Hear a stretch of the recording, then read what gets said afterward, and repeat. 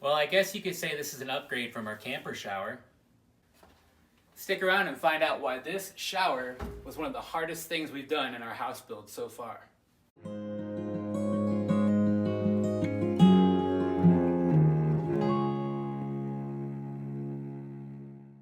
Right here is our rough-in, which is wrong, mainly because I did it. I hope that I have enough room down here to, you can see, I'll take this right off. I hope I have enough room to cut down here and then angle using any combination of elbow fittings or whatever. I want to be able to cut here and then angle towards where it will eventually sit. So I'm gonna put that cap back on because the sewer gases are coming back up. This is our fancy shower pan. It doesn't look fancy now, it looks dirty, but that's because it was just sitting around collecting dust from our little construction site that we've been in. Alright, so first I needed to dry fit that pan and just kind of see how things were lining up. And you're about to see, as I zoom in with the camera, that we were definitely way off the mark, as I was mentioning before. So you can see how much I need to move that pipe over to line up with the drain for the shower pan. This shower pan and the doors that we put on later are made by Dreamliner, and we got them from Lowe's.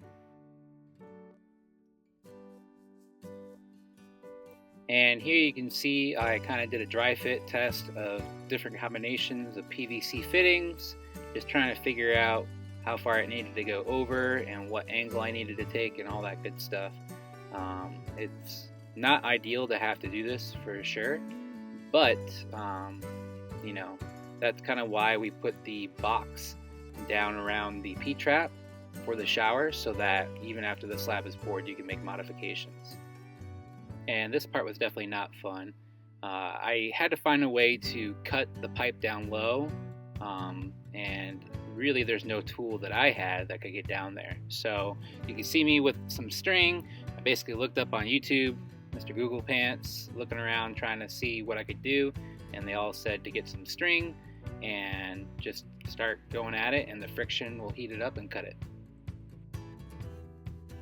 Then we did another dry fit with the pan, and you can see that the pipe is much better aligned after I glued everything in, and we were good to go.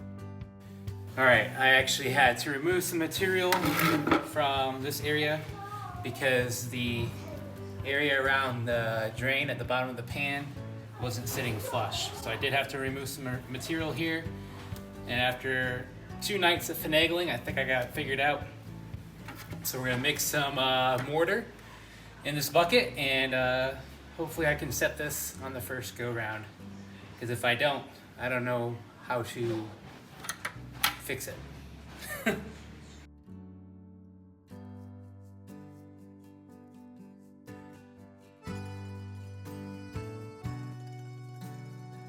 So after mixing a bunch of mortar and filling in the hole down around the P-trap, you can see now I'm kind of spreading out some mortar to go underneath the pan. This is to help stabilize and support the shower pan and make sure it's, really set solid down onto the concrete slab, and you don't have any shifting or any of that annoying creaking sound when you're standing in your shower. And then you can see me here putting down some silicone so that when the shower pan goes down into place, it's watertight and you don't have water, backtracking underneath the shower pan. And after the shower pan was finished, it was time to start putting up the other components of the shower assembly. That's the mixing valve you see me measuring for right there. It was very nerve-wracking measuring and then eventually cutting the hole into the tile. The tile you see around me for the shower is actually just a pre-made tile board. They're about $300 or so. I just didn't have the confidence or the patience to put down the tile myself, and it looks really good, so sometimes you just end up spending more to get the better product that'll get the job done quicker. And then after I cut that hole, you can see I'm around on the back side of the shower now, kind of getting all the fittings and fixtures ready to go as I connect the PEX water supply pipes into the mixing valve.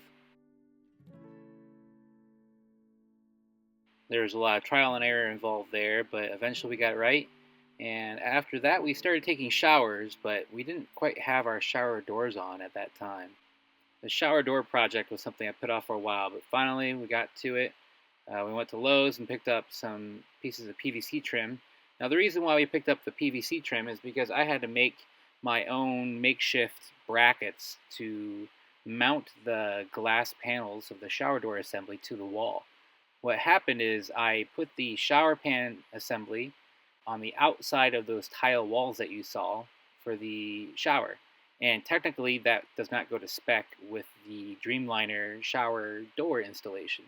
So I had to find a way to get the glass panels to separate from the wall, and that was done by putting together these little PVC strips, and I painted them with black paint to match the hardware, that scheme that we were going for inside the bathroom.